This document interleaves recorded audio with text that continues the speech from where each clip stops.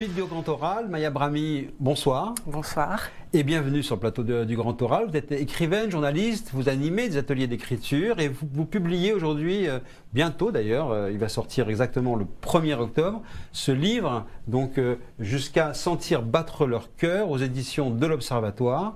Il est dédié aux femmes victimes de 7 octobre, massacrées, mutilées, violées par les hordes du Hamas, mais on s'approche de la date des 2 ans après cette razzia pogromiste, donc on va bien évidemment en parler. Mais comme vous le faites signaler dans le bandeau du livre, les femmes sont toujours les premières oubliées des histoires tragiques et des guerres. Oui, je crois que l'idée de ce livre, d'ailleurs au cœur de ce livre, il y a les femmes.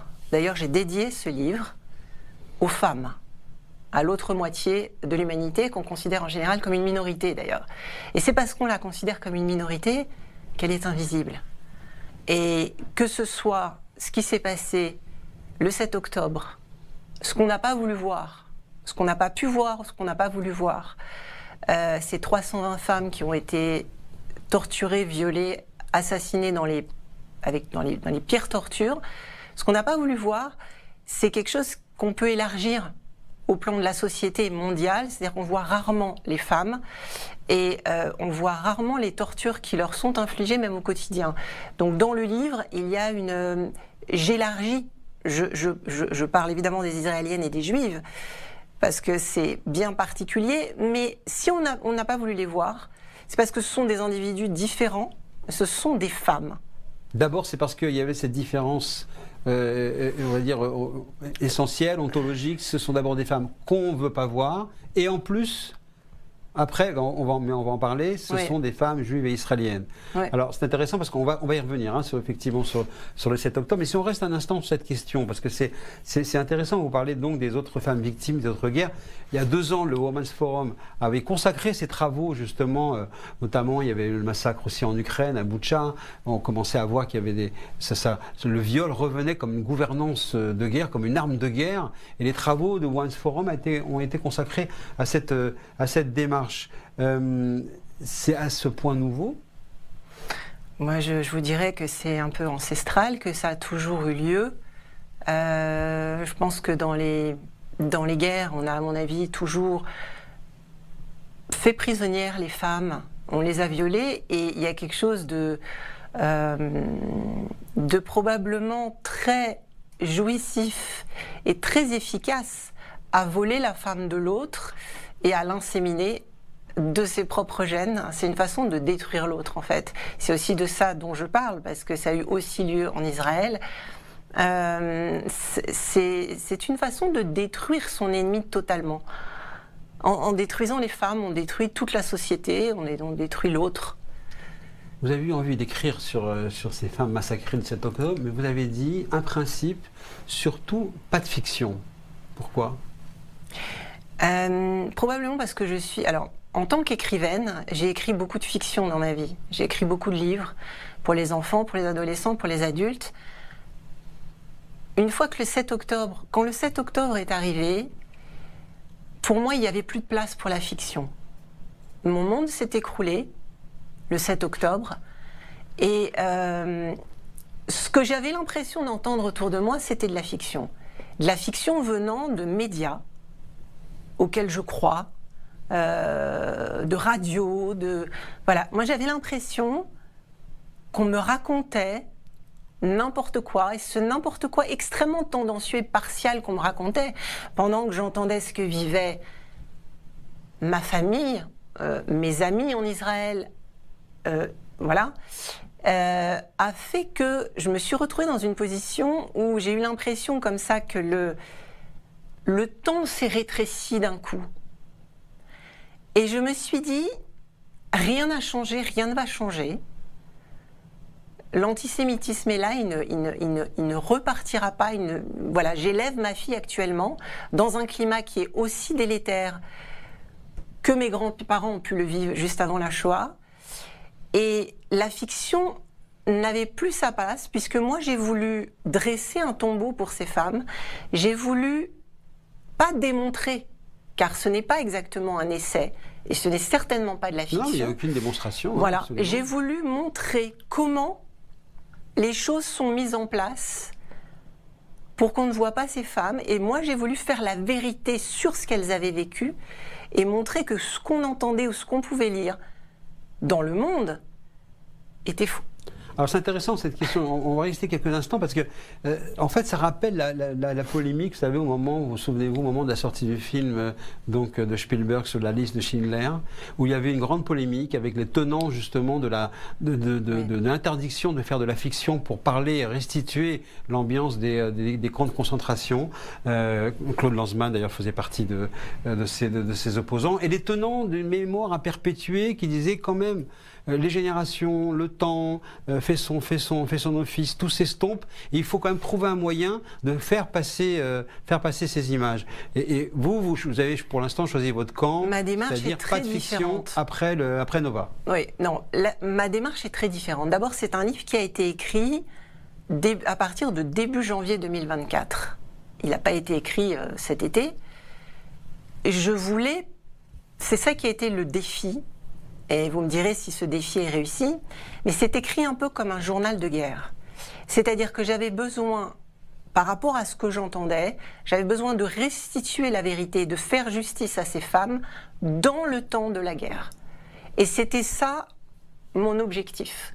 Donc c'est écrit au jour le jour, et ça s'abreuve, ça s'enrichit de tout ce que je peux lire comme rapports internationaux, manifestations, articles, interviews d'ex-otages, etc. Tout est entré à l'intérieur du texte. Vous avez une phrase très forte aussi en parlant justement d'Israël et en observant cette société. Vous écrivez « C'est un pays asphyxié, recouvert d'un linceul ». Ça interpelle. Ce pays ne vit plus pour vous ? Alors, c'est un petit peu hors contexte. Enfin, ça vient un moment dans le livre, mais je pense que c'est un pays qui est en état de survie. Je ne suis pas sûre que ce soit évidemment qu'il vit et qu'il respire et son cœur bat toujours. Très divisé,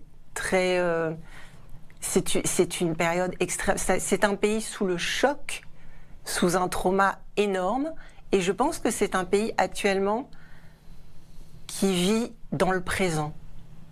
Je pense que les gens là-bas ils ne peuvent pas sortir de ce 7 octobre. Avec justement, et c'est pour ça que ça m'intéressait de me questionner à ce propos, à ce moment-là, sur cette approche, avec aussi très vite ce slogan propagé par la jeunesse israélienne, devenu viral, « We will dance again », on recommencera à danser, c'est-à-dire on se relève et on continue. Mais vous inscrivez dans cette démarche, vous pensez qu'effectivement, on peut dire et on doit dire aujourd'hui, on continuera à chanter, on continuera à danser ? Mais je crois que oui.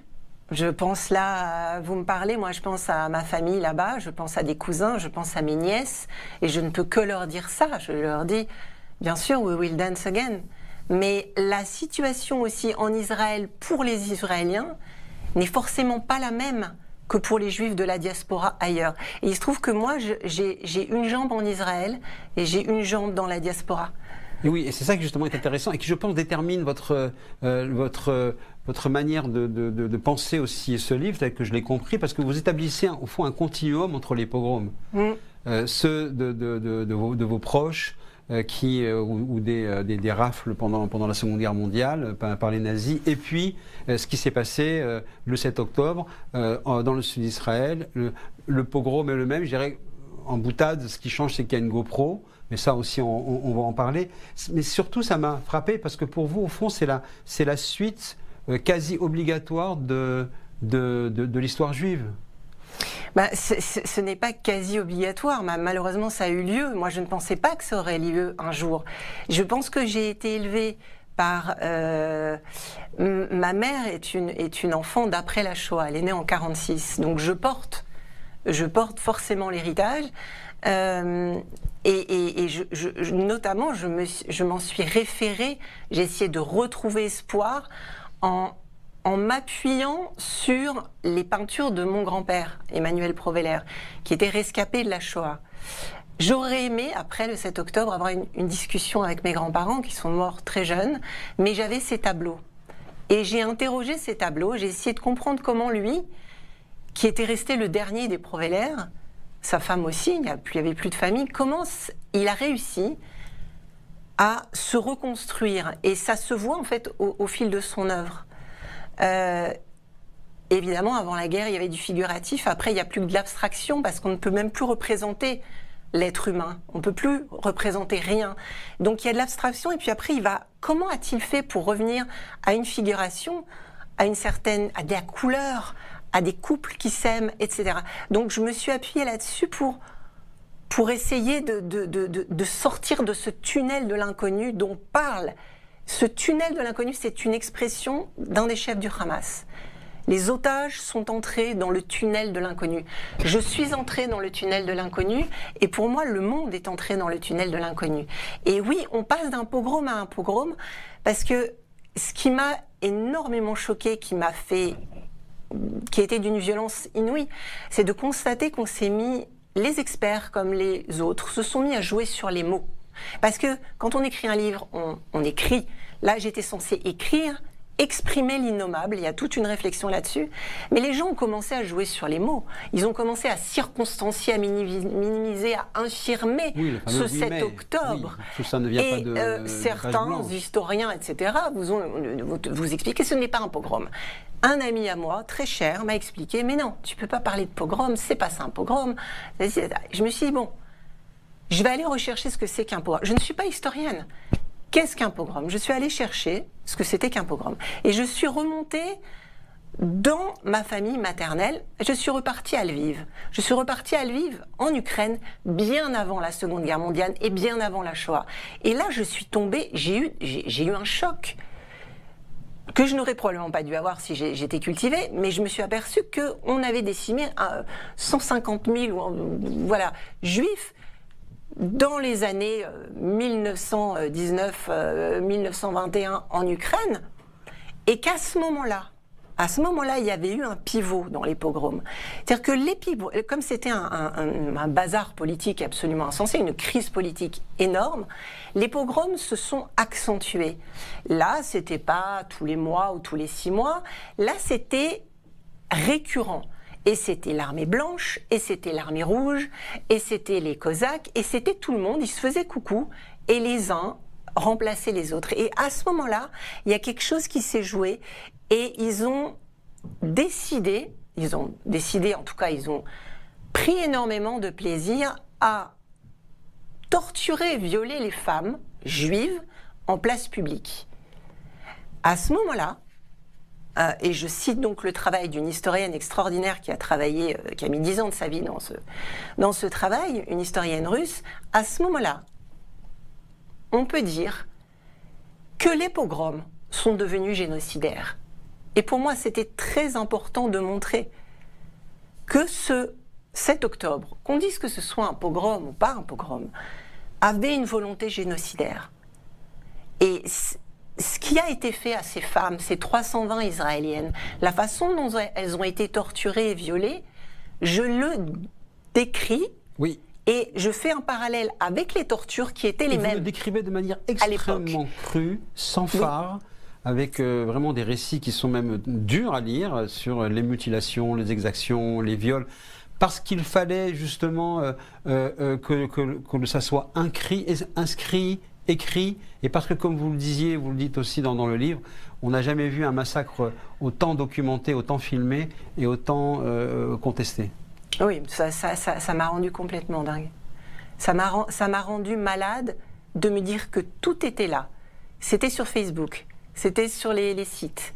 Ils ont pris plaisir à filmer. Ils ont envoyé les tortures aux maris, aux enfants, aux familles, avec une perversion et une haine terrifiante, mais bizarrement, il n'y a plus de preuves. Bizarrement, on ne voit pas, et bizarrement, il n'y a pas d'empathie. Alors pourquoi? Parce qu'on ne veut pas voir, parce que c'est tellement terrible qu'on est obligé d'avoir une sorte de barrière mentale pour ne pas voir, pour ne pas ressentir d'empathie. Mais est-ce qu'il y a vraiment eu de l'empathie? Qui a eu de l'empathie pour ces femmes? Qui a vraiment voulu voir? Pas grand monde. Et là, notre intuition que vous avez effectivement dans cette mécanique historique de dire on sait, on voit, mais on ne veut pas croire, et peut-être c'est très ancré depuis très longtemps, parce que vous citez dans l'exergue, vous avez parlé d'exergue vous dédiez aux femmes, mais vous citez également donc la fameuse allocution de Vladimir Jankélévitch en 69, quand il explique que l'antisionisme offre enfin à l'ensemble de nos concitoyens la possibilité d'être antisémites, tout en restant démocrate.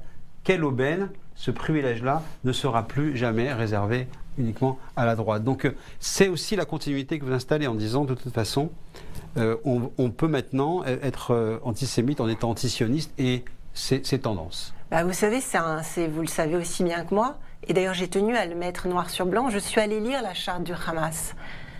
Parce que moi je n'avais pas lu la charte du Hamas. J'ai mis un extrait.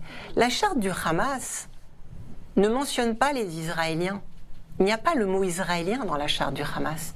Ils sont dans une guerre sainte et ils veulent décimer les Juifs jusqu'au dernier. C'est écrit, c'est exprimé, et les Juifs sont considérés comme un fléau mondial, la cause de la Seconde Guerre mondiale, etc., etc. Donc, ces femmes israéliennes qui ont été, torturées dans les pires conditions, il ne s'agissait pas de torturer des Israéliennes, il s'agissait de torturer des Juives. Et à ce moment-là, le lien est évident. Rien n'a changé. Ce sont des actes antisémites. Et cette irruption, ce retour extrêmement cruel et brutal de l'histoire juive sur le territoire de l'État d'Israël qui s'est créé pour que ça n'arrive plus. C'est ce qui va pour vous déclencher au fond une stupéfaction et même un traumatisme important dans cette société pendant longtemps? À mon avis, certains vont être traumatisés pendant longtemps. Moi, il y a ma vie avant le 7 et ma vie après le 7. C'est-à-dire, je n'en suis pas sortie. Ce livre n'a pas été écrit. En leitmotiv, si vous voulez, c'est comment réussir à survivre. Je ne sais pas comment les Israéliens vont réussir à survivre, mais ils vont réussir parce qu'ils n'ont pas le choix, parce qu'ils sont sur place, parce qu'ils ce sont des gens extrêmement créatifs, parce qu'ils viennent justement de toutes ces générations avant eux qui sont porteurs de traumatismes. J'évoque dans le livre aussi, une partie de ma famille vient de Tunisie. Il y avait 250 000 juifs en Tunisie. Mes grands-parents ont dû partir. Il reste à peu près 1000 juifs en Tunisie. Tous les juifs ont été sortis des pays arabes. Voilà, donc c'est une façon. Ce qu'on vit depuis le 7 octobre mondialement, cette jeunesse qui porte le kéfier et qui dit de la rivière à la mer, qui ne sait pas situer Israël, qui ne connaît pas l'histoire, et que ça n'intéresse pas beaucoup, puisque finalement on est dans un monde maintenant. On a l'impression d'être dans un monde complètement caricatural et bipolaire, où les gens sont ou bons ou méchants. Et évidemment, là, on associe aux colonisés et aux colonisateurs. Et donc, finalement, ce qui m'a terrifiée aussi, c'est que comment faire mémoire? Moi, j'ai grandi dans ma chair avec la Shoah. Je suis juive. Qu'est-ce qui se passe pour des gens qui ne l'ont pas vécu, qui l'ont appris en classe? Alors justement, c'est intéressant parce qu'on reviendra effectivement sur votre expérience en classe, parce que vous avez souvent des élèves en face de vous. Mais par rapport à justement cette conscience planétaire, est-ce que c'est, et on parle maintenant de ces femmes, ces 320 femmes massacrées dans le sud d'Israël, est-ce que c'est l'article du New York Times sur les viols systématiques, étayés, documentés, qui a été publié, qui pour vous a fait prendre conscience de la gravité de la situation, ou ça a eu un effet boomerang? Je ne saurais pas vous dire, parce que tout est... je me suis nourrie de tout ce que je pouvais trouver sur ces femmes et ces victimes. Et effectivement, je me suis tournée vers le New York Times parce qu'il n'y avait pas grand-chose d'autre justement, c'était aussi intéressant de voir que finalement, personne n'en parlait. Que les associations féministes n'en parlaient pas. Elles rejetaient même les manifestantes israéliennes, ça on l'a vu, de quelle manière. Voilà, que ce soit l'ONU Femmes, etc.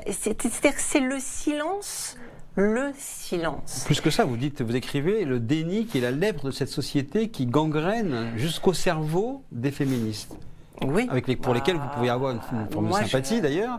Totalement. Mais qui, là en circonstance et en l'espèce, vous ont stupéfaite. Pourquoi? Comment peut-on expliquer que les féministes fassent le tri? Parce que malheureusement, et c'est je crois ce que j'ai compris et ce que j'explique, ce que je montre, parce que c'est d'une œuvre littéraire plus qu'autre chose, mais je me suis aperçue que finalement on est dans une société où tout est construit sur la différence et la haine et les communautés, et chacun est dans son précaré. Et malheureusement, ce livre-là, justement, pourquoi il y a ce bandeau? Quand les femmes cesseront-elles d'être les oubliées de l'histoire? Il y a une journaliste qui m'a interrogée il n'y a pas longtemps qui m'a dit pourquoi vous n'avez pas mis les femmes israéliennes ou les femmes juives? Parce que ce livre montre que aimerait en tout cas réveiller l'humanité dans les gens. Il faut qu'on aille vers une humanité, sinon on ne va nulle part. Pourquoi les gens n'ont pas eu d'empathie finalement pour ces femmes torturées? Pourquoi la plupart des gens ne se sont pas dit Israël est un pays démocrate, ces femmes et ces gens, ces 1200 personnes assassinées le 7 octobre ont été tuées dans leur lit à Shabbat, c'est-à-dire dimanche pour des gens. On est venu les chercher dans leur lit, on a brûlé leur maison, on les a violés, on a tué les bébés, les gens ne se sont pas identifiés. Peut-être que ce devoir justement de non-empathie que l'on a tous ressenti, c'est parce que c'est précisément par rapport à ce que vous dites, c'est vis-à-vis de l'histoire juive, c'est qu'il y avait une volonté de se débarrasser de cette conscience d'Auschwitz. Probablement. De dire...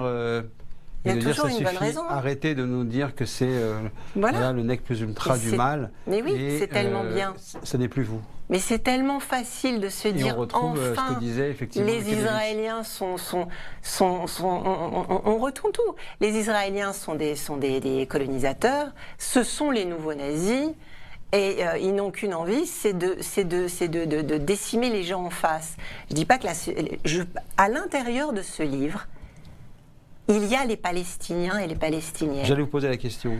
Oui. C'est un drame aussi. C'est un vous drame. En parlez. C'est un drame. Vous dites les Israéliens ne voient pas les images et le drame de Gaza. Mais oui. Vous pensez que par exemple la presse aurait dû pouvoir travailler et entrer à Gaza pendant la guerre, comme ça se fait sur des tas de théâtres de guerre dans le monde entier? Je sais pas, moi je peux vous dire oui, je peux vous dire non. Mais quel est votre sentiment par rapport à ça justement? J'ai l'impression qu'il y a quand même des gens sur place, et les gens qui sont sur place ont une façon assez étrange de